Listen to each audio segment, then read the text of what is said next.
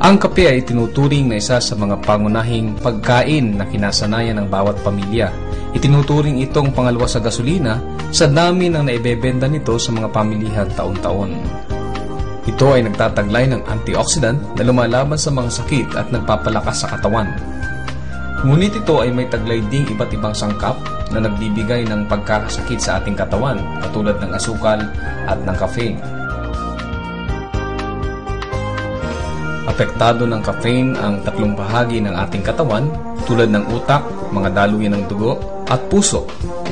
Pinasisikip ng caffeine ang daluyan ng dugo na nagiging dahilan ng alta presyon at atake sa puso.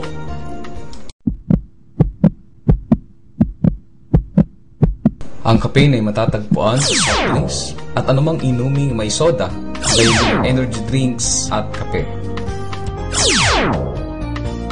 Nagiging dahilan din ito ng insomnia o hindi pagkakatulog ng normal at depresyon.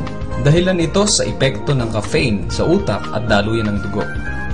Marami ang nagnanais na iwasan na ang pag-inom ng kape dahil sa masamang epekto nito sa ating kalusugan. Pero hindi nila ito magawa.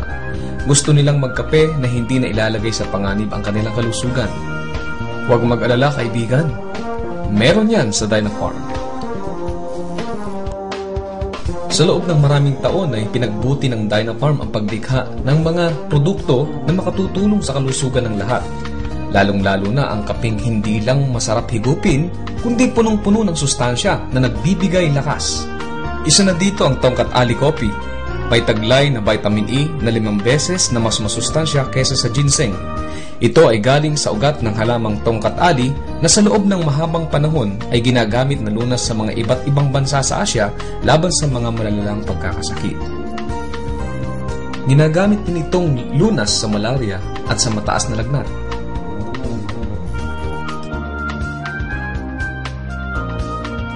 Ang taglay nitong vitamin E ay nagpapakinis ng balat, nagsasaayos ng daloy ng dugo, nagpapalakas ng puso, nagbibigay ng kakaibang lakas at nagpapasarap ng pagtulog.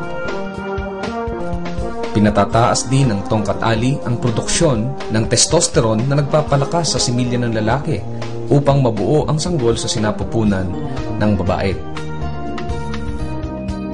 Kapag mababa ang testosterone ng lalaki, posibleng hindi makabuo ng sanggol ang isang mag-asawa.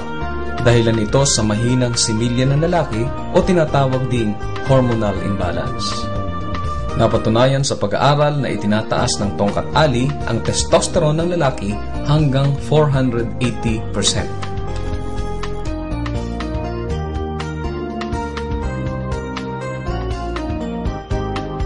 Ibinabalik din ng Tongkat Ali ang sigla at lakas ng pagkalalaki kapag may erectile dysfunction upang manatiling mainit ang pagmamahala ng mag-asawa. Kaya naman, ito ay binansagang Asian Viagra. Mula sa edad na 30, nagkakaroon ng pagbaba ng testosterone sa katawan ng lalaki, kaya't mapanganib na magkaroon ng pamamaga ng prostate gland, na ito ay nakakaapekto sa normal na pag-ihi na humahantong sa paglalagay ng katitir. Nakakatulong din ang Tongkat Ali sa paglilinis ng kidney upang maiwasan ang sakit sa bato.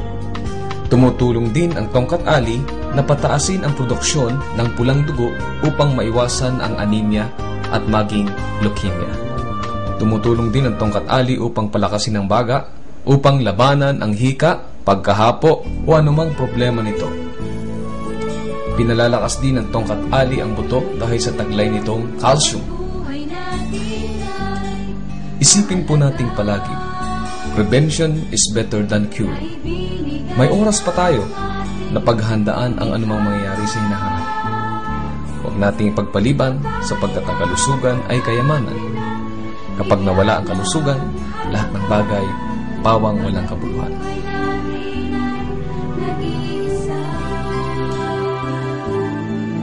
Kalusugan ang siyang tanging mong yaman. Huwag hayaang mawala ng lubusan. Pagyamanin ang biyayang kaloob